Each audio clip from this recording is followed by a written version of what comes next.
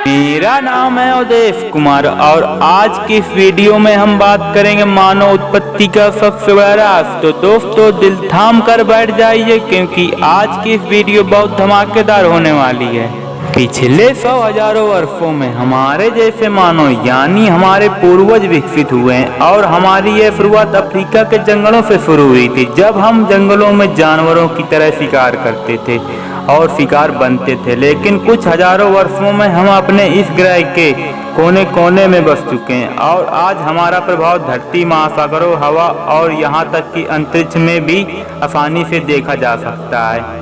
यानी हमने यहाँ धरती से लेकर आसमान तक कब्जा जमाया हुआ। ऊंची ऊंची इमारतें और बड़े बड़े पुलों आदि के रूप में आज हमारी यह मानव सभ्यता बहुत आधुनिक हो चुकी है। इतना आधुनिक कि हम अपने पृथ्वी के एकमात्र उपग्रह चांद पर पहुंच चुके हैं। अपने सूर्यमंडल के पड़ोसी ग्रह पर मानव बस्ती बसाने की तैयारी कर रहे हैं और हमारे वैज्ञानिक के बहुत से स्पेस मिशन की बदौलत सूर्यमंडल के हर ग्रह का दौरा कर चुके हैं। और इतना ही नहीं, एडवांस स्कोप की मदद से अपने सौर मंडल से बाहर कई प्रकाश वर्ष दूरी झांक कर हम कई राष्ट्रों को पर्दाफाश कर चुके हैं। वाकई में आज हम बहुत आधुनिक हो चुके हैं। पर आपने कभी सोचा है कि क्या आज सिर्फ हमारे मानव इस धरती या सूर्यमंडल में सबसे आधुनिक सभ्यता है, या फिर हमसे पहले भी हमारी इस धरती में कई लाखों सालों पहले और कोई आधुनिक सभ्यता थी जो अपना जीवन जीकर खत्म कर चुके हैं। वैसे ऐसा सोचना बहुत काल्पनिक लगता, लेकिन अगर फिर भी ऐसी कोई संभावना है तो हम यह कह सकते हैं कि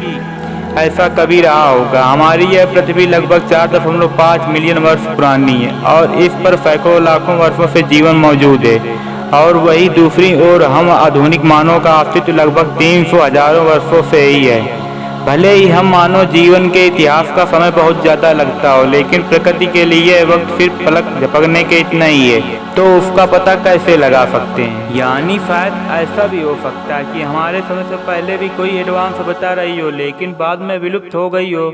तो अब सवाल ये है कि क्या हम ये जान सकते हैं कि क्या हम इसी धरती के पहले ही मानव हैं? और अगर हमसे भी पहले कोई उन्नत बता रही हो कि 2017 को बैट स्टेक विश्वविद्यालय में एक एक्सोपेरेंट शोधकर्ता और एक प्रोफेसर डॉक्टर जॉनसन राइट ने अपने पेपर में पीरियड इंडिजीनियस टेक्नोलॉजी स्पेस के नाम से एक शीर्षक दिया था।